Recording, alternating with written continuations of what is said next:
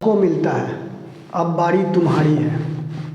अब तक जो किया उसका गम न करो, लेकिन अब जो करो सुल्तानों से कम न करो। तो नमस्कार दोस्तों, एक बार फिर से स्वागत है आप सभी का आपके अपने YouTube channel lucky maths mail में। तो पिछले क्लास में हमने दिल्ली सल्तनत में के बारे में पढ़ाया था, लेकिन दिल्ली सल्तनत के गुलाम वंश के बारे में थोड़ा हल्का कुछ आप लोगों को बता दिया था। उससे पहले 3 जो आक्रमण हुए थे उसके बारे में बताया था। तो चलिए बिना समय को गंवाए हुए, अगर आप लोगों ने हमारे चैनल को सब्सक्राइब नहीं किया है तो सबसे पहले चैनल को सब्सक्राइब करें, क्योंकि ऐसी बहुत सारी बातें अभी मैं आपको बताने वाला हूं जो आपसे छुपाया गया है, और आपसे क्या, हम सभी से छुपाया गया है। तो चलिए सबसे पहले गुलाम वंश की जो शुरुआत हुई थी, उससे पहले मोहम्मद गोरी जब आक्रमण किया था, जो मैंने पिछले क्लास में आप लोगों को बताया था, तो कुछ क्वेश्चन उससे बनते हैं। 1192 ईस्वी में 1192 में मोहम्मद गोरी के आदेश पे कुतुबुद्दीन ऐबक ने एक काम किया था। अजमेर में एक संस्कृत विद्यालय को 2.5 दिन के झोपड़ा में बदल दिया था। 2.5 दिन के झोपड़ा में बदल दिया था, जो कि अजमेर में है। दूसरा काम, 1199 ईस्वी में मोहम्मद गोरी के कहने पे ही नालंदा विश्वविद्यालय को जलाया गया था।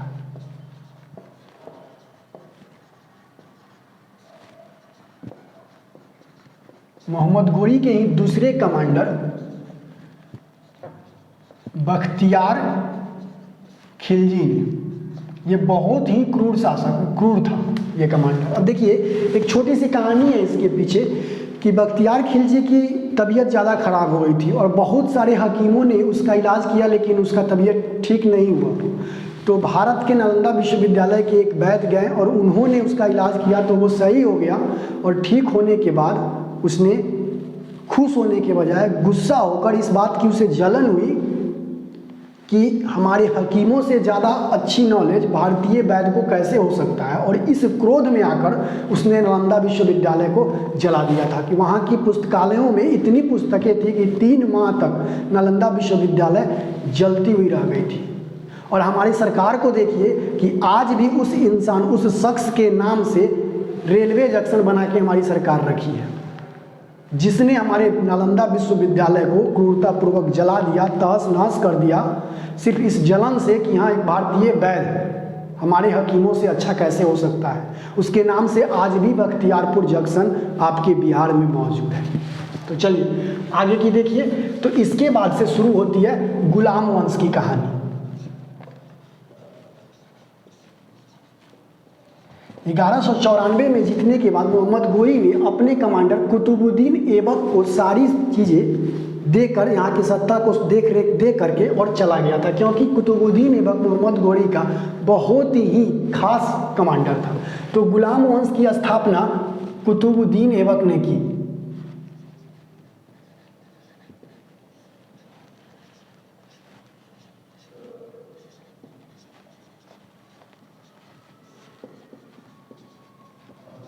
तो चलिए इससे जुड़ी कुछ मुख्य प्रश्नों को हम लोग जानेंगे। गुलाम वंश का शासनकाल 1206 से 1290 तक था, जिसमें कुतुबुद्दीन ऐबक ने 1206 से 1210 तक राज किया। इसमें ऐबक का मतलब होता है, ऐबक एक तुर्की शब्द है, ऐबक का मतलब होता है चंद्रमा का देवता। इसने सबसे पहले अपने गुरु के याद में कुतुब मीनार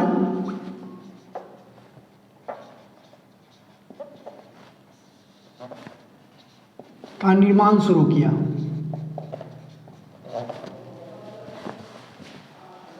इसके गुरु का नाम बख्तियार काकी था। इसी के याद में इसने कुतुब मीनार का निर्माण शुरू करवाया। इसके बारे में अब कुछ विशेष चीज़ें आप लोग जानिए कि इसने ही 2.5 दिन का झोपड़ा बनवाया था। मैंने आपको पहले ही लिखवा दिया था अजमेर में। ये मूल रूप से तुर्किस्तान का निवासी था।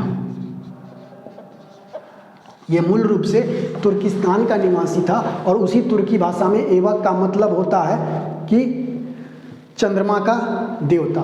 तो चलिए अब आगे इसके बाद इसने क्या किया, इसने बहुत सारे ऐसे काम करवाए। कुतुब मीनार का निर्माण इसने करवाया था अपने गुरु बख्तियार काकी की याद में। उसके बाद इसे कुछ उपाधियां मिली थी। इसे मलिक की उपाधि मिली थी।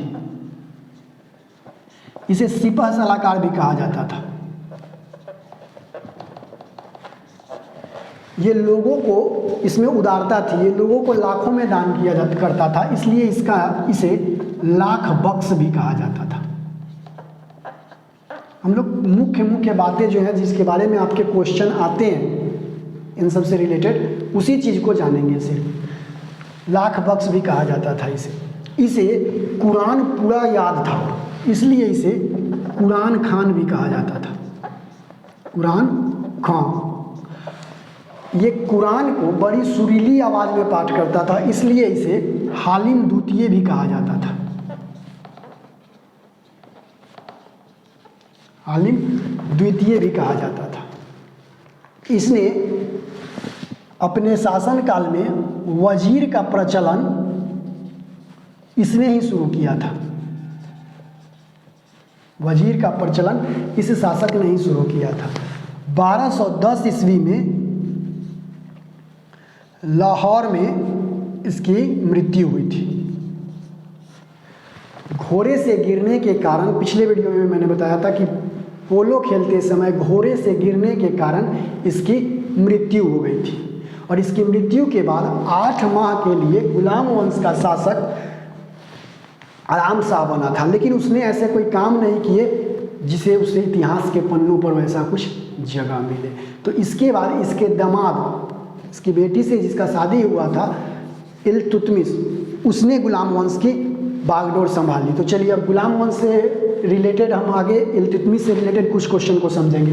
इसका अगर स्क्रीनशॉट लेना चाहते हैं तो आप लोग ले लें। तो चलिए 1210 में इसकी मृत्यु के बाद 8 माह तक आराम शाह ने शासन किया था।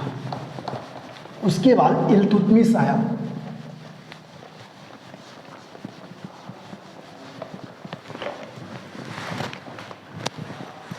इल्तुतमिश ने गुलाम वंश पे 1212 से 1236 तक राज किया था।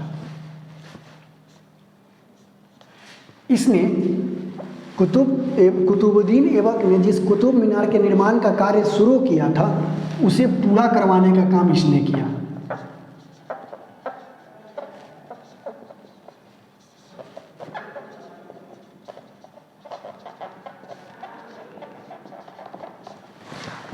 कुतुब मीनार का काम पूरा करवाने का काम इसने किया, ठीक है। और इसका वास्तविक नाम अलाउद्दीन इल्तुतमिश का जो वास्तविक नाम था वो शमसुद्दीन इल्तुतमिश था, ठीक है। उसके बाद ये वास्तव में कुतुबुद्दीन ऐबक जो था वो वास्तविक सुल्तान नहीं था। उसने सिर्फ स्थापना की थी गुलाम वंश की, लेकिन उसने अपने आप को कभी सुल्तान घोषित नहीं किया था। तो अगर हम कह सकते हैं ये चीज़ कि दिल्ली सल्तनत का पहला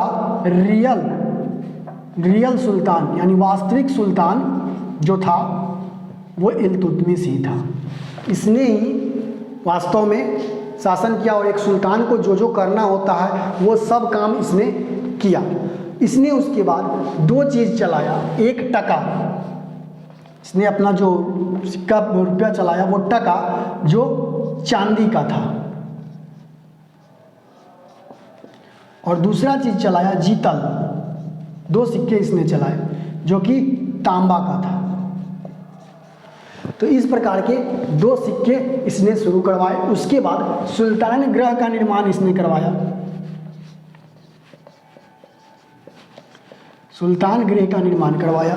तो ये सारी मुख्य चीज़ें इसने किया था और 1236 में इसकी मृत्यु हो गई थी।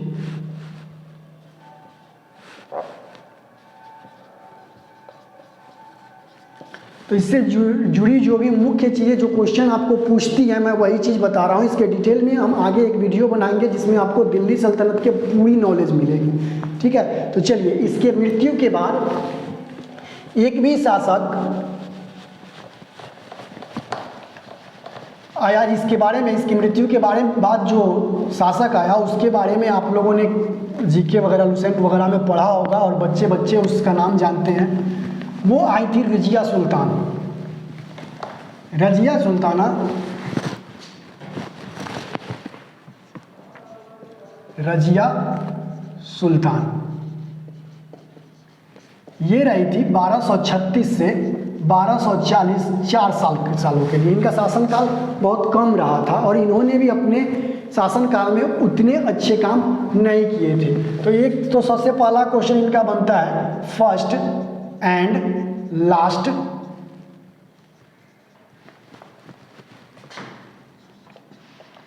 महिला शासिका, प्रथम और अंतिम महिला मुस्लिम शासिका थी ये, ठीक है। इन्होंने दो चीज़ों को, एक चीज़ को नकार दिया था, पर्दा प्रथा को नकारा और कुब्बा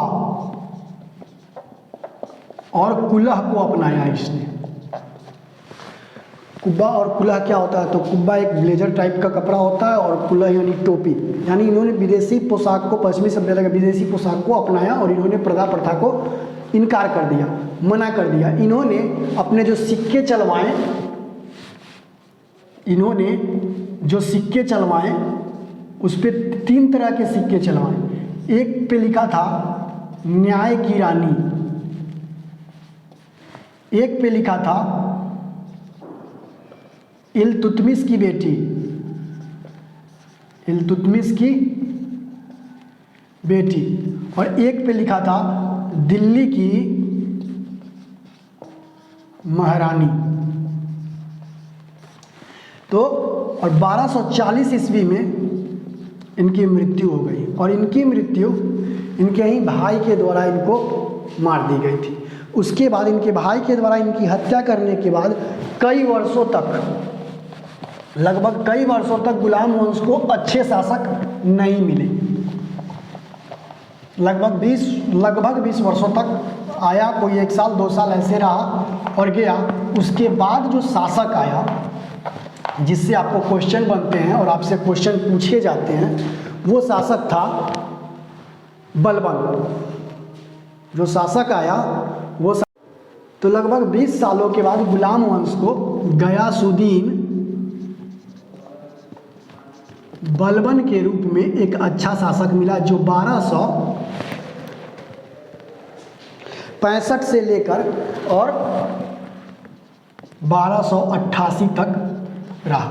इसने कुछ काम किए, इसने बलबनी सिक्के चलाए, अपने नाम का ही सिक्का चलवाया।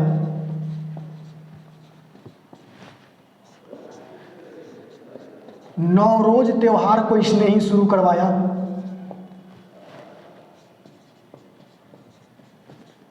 नौरोज त्यौहार क्या होता है? तो पारसियों का एक त्यौहार होता है, यानी पारसी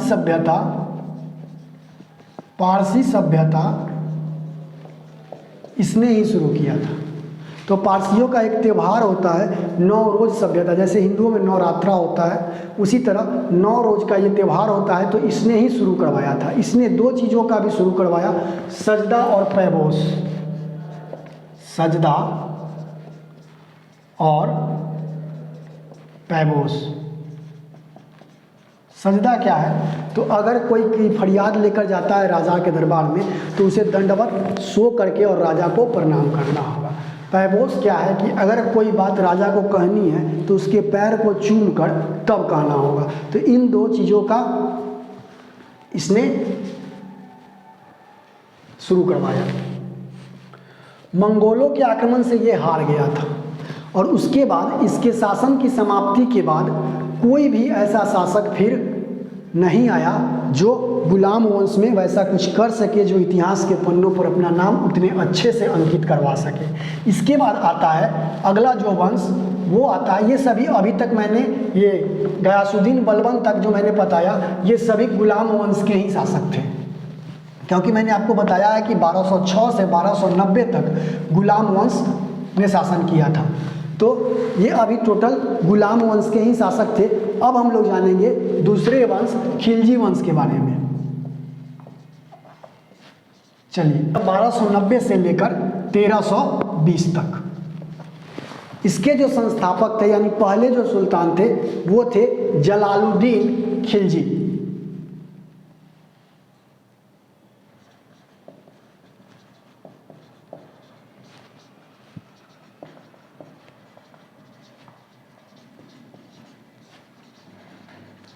जलालुद्दीन खिलजी, लेकिन इसने शासन किया था, जलालुद्दीन खिलजी ने 1290 से लेकर और 1296 तक ही शासन किया।